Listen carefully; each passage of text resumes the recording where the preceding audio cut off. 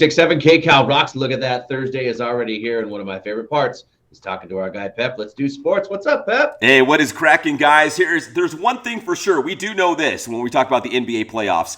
We will have a new NBA champion this season because as we go to the conference finals now, the Milwaukee Bucks are out, and even for the Western Conference champion, the Phoenix Suns are out. So we're going to have some new teams in the finals, and we saw Game 1 of the Western Conference Finals last night. I was really hoping Luka and the Dallas Mavericks were going to put up a fight against Golden State, but man, it sure looks like G-State's going to be back in the finals. The Warriors look really good in a 112-87 win last night. In fact, guys, they had 7 different players score in double figures. That's how balanced Golden State is right now. It's not superstar driven. It's just a very, very good team. Yeah, they were very hot for sure. I would think that Luka being the way he is, I mean, they kind of had the answer for him last night, but I think maybe they weathered the storm a little, and Luka can kind of storm back here. I think this next game will tell us a lot. I'm kind of right there with you. I'm hoping that the Mavericks can really make it a series, but on paper and the one game that we've seen so far, looks like the Warriors are probably just going to keep being the Warriors, unfortunately. Right, and that's with, no offense to Steph or whatever, that's with Steph and the Splash Brothers not even playing that well yet. Yes, Steph had some special shots, but he's really not even shooting that well yet, and they're playing like that. Eek. Yeah, that's the scary part, right? Like the Golden State superstars aren't necessarily playing like superstars. And for Dallas, obviously Luka's the guy, right? They've got some good players, but Luka's the guy. And if he's off, it's going to be a long series for Dallas. But I really thought the Mavericks were going to have a shot in the series simply because they had success against the Warriors during the regular season. Like if there was a team out there that could give Golden State some problems, I thought it might be Dallas. But if Game 1 is any sort of indicator for the rest of the series, it's like Golden State's going to pass that ball around to the open guy, and there's going to be 6 or 7 guys with 12 points, 15 points, 20 points. It's like pick your poison, man. We're all going to knock down buckets. I mean, shooters will go cold, I guess. You're just hoping maybe that happens a couple games for Dallas. We'll see. I think Dallas storms back. I hope so. I hope Dallas makes it a series because I think a lot of folks are like, "Oh, Golden State again? Are they really going back to the finals?" I thought their window had closed, but apparently it is not closed. I want to be able to say Luka more too. Yeah, dude, Luka is so fun to watch, man. He's so special. It's painful because as a Sacramento Kings fan, they passed on Luka. I forget who they drafted that year. I have to go back and look. But they passed on Luka Doncic to get whoever else was out there when they could have had Luka. So it's a painful reminder of what could have been as a Kings fan, I guess. So, right. Should be us in the playoffs. And over in the East, we've got Miami and Boston, the Miami Heat taking Game 1 in that series. So we're inching a little bit closer to the NBA Finals. But again, it'll be an all-new Finals. Milwaukee's out. Phoenix is out. So right now, Golden State and Miami have a one-game advantage in both of those conference finals. Do you guys have a hunch who you like in the East? I like Miami. I'm a big Jimmy Butler fan.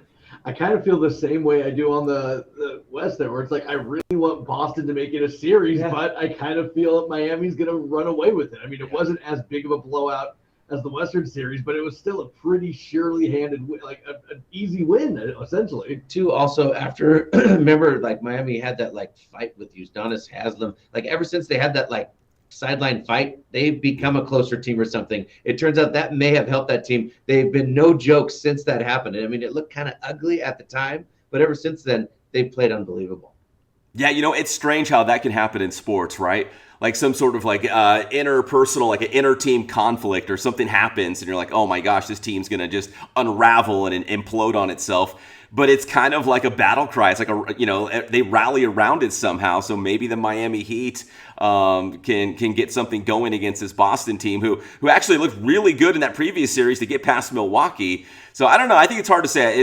I think it's hard to predict the rest of the series based on simply one game, whether it's Dallas in the West or maybe Boston in the East. But we'll see. We're one game deep now in the conference final. So it's been fun, though. Mm-hmm. Yeah, I'd say I'm hopeful for Dallas and Boston, but probably going the other way. Yeah. Yep. And guys, one other quick NBA note. This is kind of interesting because the Lakers still do not have a head coach. And there's reports right now that as they're looking at head coaching candidates, one of the big things that they're asking them is how do you make it work with Russell Westbrook? How do you make the team successful with him on the floor? And, that would at least speak to me that it says they're not going to get rid of Russell Westbrook. They're going to keep Russell Westbrook, and they're going to try to make a way with LeBron and Russell and I guess AD if he's healthy. Also, maybe why they haven't hired a coach when they all laugh in their face and then walk out the door. Like, good luck with that one. I heard in the job search, one of the questions is, how would you play Russell Westbrook? I mean, is that not the organization saying, we don't know what to do with him? What would you do? Yeah, what would you do with this guy? We know what we would do, but what would you do? Yeah. Exactly. And Pep, I think you're onto something. It's not that they don't want to trade him. It's that they can't. It's that nobody wants him. We have to do something with him. Well, I think the contract and everything else there just Too kind of much. wrapped up with him. Yeah. Yeah, I think they're stuck. And you guys, it's kind of funny, but you bring up a great point. Maybe they're interviewing all these coaches and they're like, like you said, 40. Yeah, we know what to do with Russell Westbrook, but right. Just curious, what would you do with Russell Westbrook? And they're taking notes. What you would do, right? And you would handle that how? So if you're a Lakers fan, next year's team could look just like this year's team. I don't know, if they're going to bring back everybody, but it sure sounds like they're not going to break up the band quite yet and try to make it work. I don't know. So let's go Rams. Yeah, exactly right. Let's transition, guys, to football right now. Not NFL news, but some college football news. And this was kind of interesting because the Pac-12 conference announced that it will no longer take a North Division winner and a South Division winner and play those two teams for the Pac-12 championship. It'll simply be the two best teams, based on winning percentage, to play for that Pac-12 conference championship. So theoretically, let's just say USC is going to play UCLA for the Pac-12 championship and a spot in the college football playoffs. Like theoretically, that could now happen. I think it is only fair. I mean, because a school, for instance, like my school, Washington State has a tough time competing with now, especially USC. Right. I think it is better. They're being smart. We've always, there's other sports that have loved to complain about this. Reseed the playoffs, right? They're reseeding it so the two best teams are in the championship. I think it's cool. I mean, yeah, it seems like they probably developed this rule years ago when LA was the powerhouse, but then over the years, Oregon State or Oregon, really popped up and has been a powerhouse. And yeah, it's like there have been those years where it's like, okay, look, two dominant teams are in the South. Why are we playing the team in the North, or vice versa? It's like, let's just have the two best Pac-12 teams play each other for it. So yeah, it makes total sense. Mm-hmm. No, it does. It totally makes sense. And I think they even looked back at the past 11 seasons, and I think 5 times that Pac-12 conference championship game would have been different, because it would have been like Oregon against Stanford, right, in a Pac-12 conference championship game, as opposed to trying to pick a team from the South, and again, if Southern California football gets good, if USC, gets back to where they hope to be, maybe we could have the Bruins and Trojans playing a super meaningful game in November with a spot, in the Rose Bowl or the college football playoffs.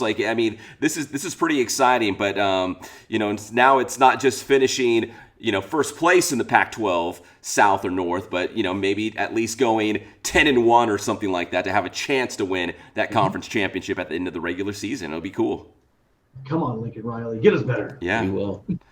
All right, and finally, guys, let's hit the links, because the golfers are already out there. It's another major on the year, the PGA Championship out in Tulsa right now. How about this group of death, man? These guys are really good. Tiger Woods, Jordan Spieth, and Rory McIlroy all in the same group together. They're already out there on the course at the PGA Championship. And here, I'm going to pull the curtain back just real quick on 40. So I was like, yeah, the PGA Championship's already started. And 40's like, yeah, is that John Daly out there? He was all excited about John Daly. Yeah, John Daly's out there and playing pretty well, I guess, right now.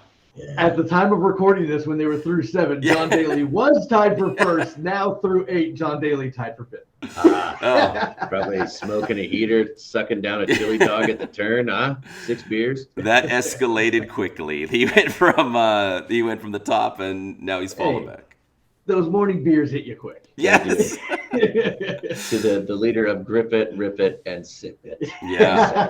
He adds the sip it part there. Yeah. No, he's the common guy's hero, right? John Daly, man. And in fact, 40, when you brought up his name, I had to go look. I'm like, well, maybe there's another Daly on the PGA Tour because surely it's not John Daly. He's not playing in a major championship. Yeah, exactly. No, but his boy is coming up, so the next Daly will be on the scene soon. He's been working on his golf game. Tiger Woods also tied for 5th with John Daly. Okay. Yeah. See, right now, as we talk, as this is being recorded. But so Tiger is out on the course. So if you're into majors and you're into Tiger Woods, he's out there. You can check him out at the PGA Championship. See, man, there you go. Pep, tell him how to get your stuff. Hey, check us out on Inland Sports. We got a big breakdown of the CIF Southern Section Finals and baseball and softball. So if you're down with local sports, check us out. That's Inland Sports, Facebook, Twitter, Instagram, and the Inland Sports YouTube channel. Thanks, Pep. Get in the hole.